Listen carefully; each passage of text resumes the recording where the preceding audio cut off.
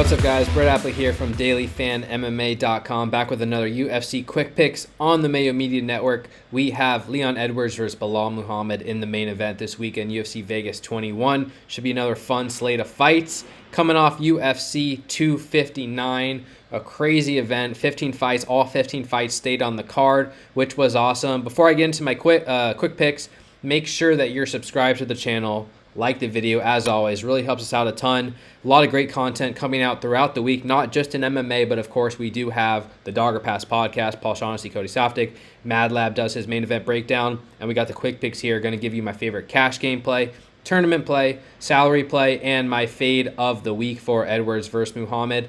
Last week, let's see, Nunes was a cash game play. That was an easy one.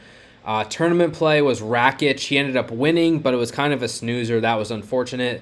Aljamain Sterling was the salary play. He came through a little lucky, but we'll take it. And the fate of the week was also a little lucky. Kai Kara-France ended up winning by knockout, but I don't think he was very competitive with the optimal lineup. I have to double check on that, but he definitely was not on the winning lineup on DraftKings. So it was a back and forth week, not our best, not our worst, and we're going to move on to UFC Vegas 21. Let's see, cash game play, going to start off the week with my man in the main event, Leon Edwards at 9K against Belal Muhammad. Edwards is minus 260 to win, and I think there's a case to be made to be light on him in tournaments because he typically doesn't score that well. But I think he's very safe in a victory, especially over 25 minutes, especially in this matchup against Muhammad, who's going to want to push a high pace. And look, Edwards hasn't fought in 2 years. We haven't seen him since 2019, and there's some concerns around that as well, but I do think it's a good stylistic matchup for Edwards. He's going to be bigger than Muhammad. He's longer. He's more physical. He's a better athlete. I consider him to be the better technical striker. He's a more dangerous striker. I consider him to be the better wrestler.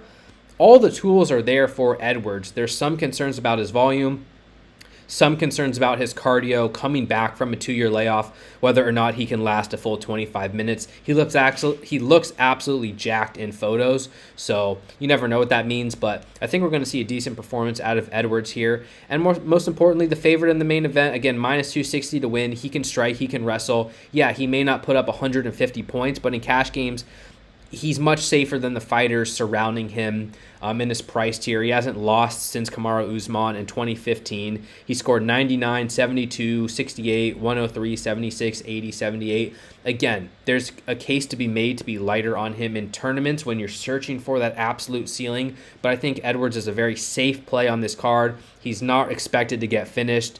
The over on, let's see, fight goes the distance is minus 180. So even if you get 5 rounds out of Edwards, he should put up a decent score at 9K. Definitely one of my favorite cash game plays of the week. All right, moving on to my tournament play of the week. I'm going to give out Rani Yahya at 9.2K. The reason that I like Yahya here against Ray Rodriguez is basically only for his upside. And I talk about this a lot, but there's a difference between how confident you are in a fighter winning as opposed to how confident you are in a fighter scoring well when they win. And the latter is what I'm on here with Yahya. He's an expert submission grappler, been in the UFC for ages. He's getting up there in age, wear and tear on his body. I don't really trust his cardio. I have some concerns about the matchup, but he's such a dependent grappler, and that's a positive in a lot of ways. Let's see, Yahya is, he only lands 1.59 significant strikes per minute. So we're not counting on him to go out there and win this fight on the feet. He lands 2.86 takedowns per 15 minutes, and that's going to be his path to victory here. He's going to try and wrestle. He's a very good submission grappler, and he's going to be looking to win inside the distance. He has the best inside the distance line on this entire slate. It just jumped to minus 130. I believe that's the only fighter on the slate better than plus 100 inside the distance. So that's always something to note, especially when the new scoring system is so geared toward grapplers. We just saw last week Tim Elliott went out there and laid on Jordan Espinoza for 15 minutes and almost put up 100 points. So Yaya, if he wins, it's going to come from takedowns. It's going to come from control, and probably from a submission against Ray Rodriguez, who is bigger, is a better athlete, is a better striker, but he's been submitted 3 times. He lost in the Contender Series to Tony Gravely, in which he was taken down and TKO'd on the mat. His UFC debut, he was submitted by Brian Kelleher in 39 seconds. Again, this is not a lock for Yaya, and I do have some concerns about him just being too old, but I'm definitely going to have a lot of exposure to Yaya in tournaments, because when this dude wins, and he is minus 290 to win, when he wins, it's going to come from grappling, a lot of it, potentially domination, probably inside the distance, and that is very likely to put up a score good enough to end up on the optimal lineup. So Yaya at 9.2K is going to be my tournament play of the week.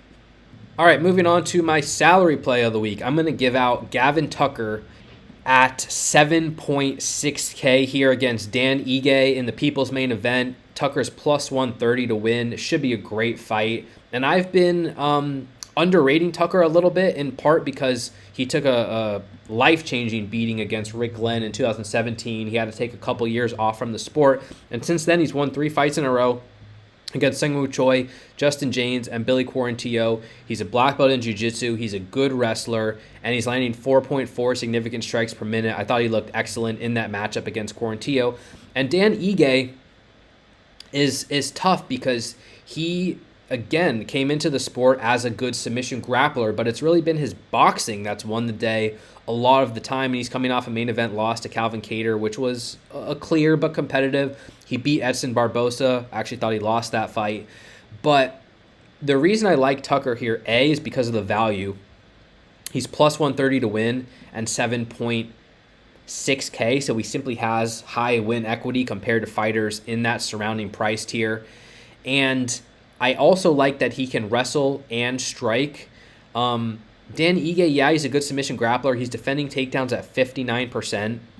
Gavin Tucker's a black belt, so he shouldn't be afraid of Ige on the mat. And he's coming off a fight against Quarantillo in which he landed 7 takedowns. And I don't need 7 takedowns from him, but if he can just mix in 2, that's going to definitely boost his floor and ceiling. I also think he has a technical advantage on the feet.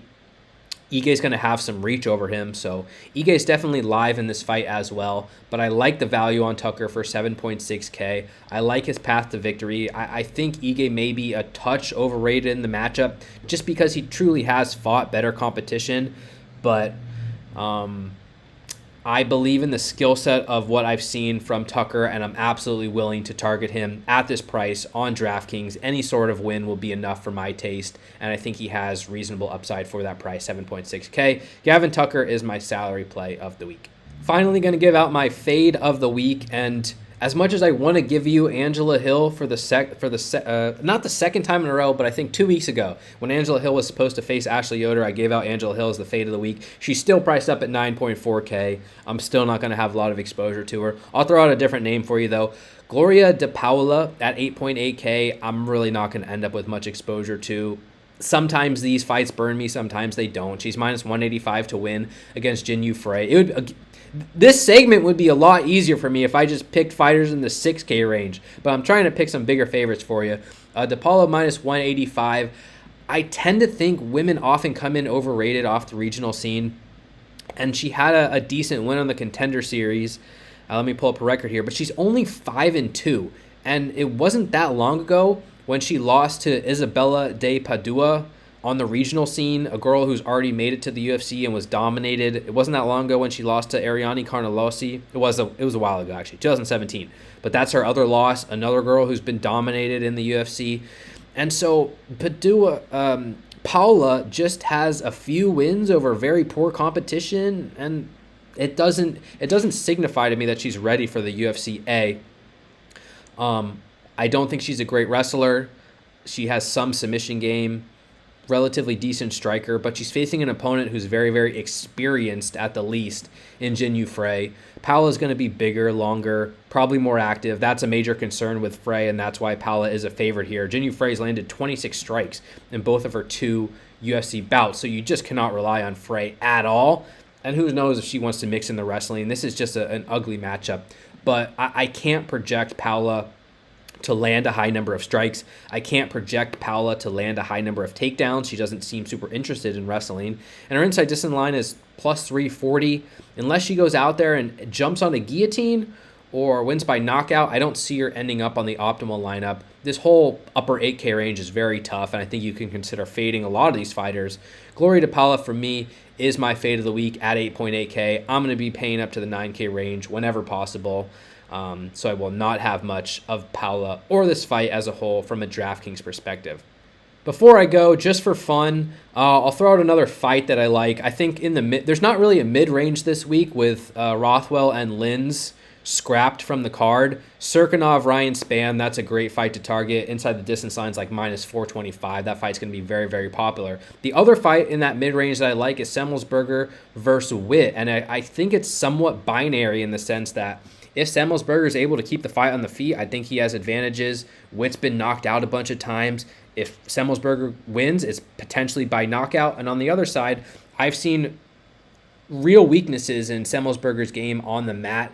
Jason Witt's coming off a fight in which he landed multiple takedowns, dominated on the mat, trains with James Krause, coached by James Krause. So I think it's kind of a wrestler versus striker matchup in a sense, and if Witt goes out there and wrestles, he's going to score very highly in a win. If the fight plays out in the feet, Semmelsberger's got a good chance of winning by knockout. So it's a sneaky fight to target to open up the card on Saturday, a fight that I'll probably be overweight to the field on. Just wanted to throw that one out there for fun for you guys. But that's going to do it for this week's UFC Quick Picks. Thank you again for the support. As always, make sure you subscribe to the channel right now.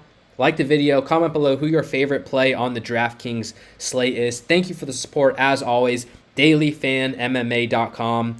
All breakdowns are up. Podcast is up. Rankings, projections, betting content, all that good stuff every single week. You can follow me on Twitter, @Appley, @TTP. Best of luck in your contest this week, guys. Stay safe. Talk to you soon. Peace.